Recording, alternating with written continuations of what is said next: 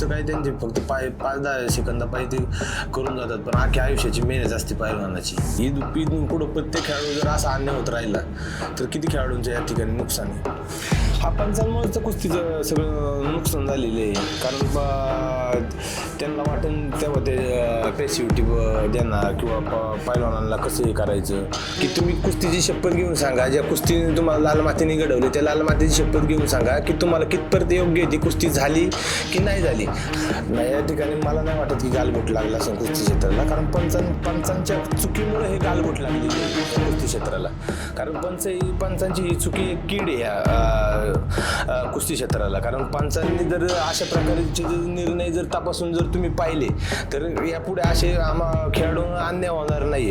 तसे तर मला वाटते की माझ्या मानसिकता थोडी असली बाबा की मला पण म्हणजे असं नको झालेलं आहे की एवढं कष्ट करून जर अशा प्रकारचा अन्याय होत असेल तर मग असं आपण केलेल्या कष्टाचा उपयोग काय. महाराष्ट्र केसरी स्पर्धेच्या वादावर डबल महाराष्ट्र केसरी शिवराज राक्षे याची रोखोक मुलाखत पहा फक्त महाराष्ट्र न्यूज लाईव्ह चॅनेलवर.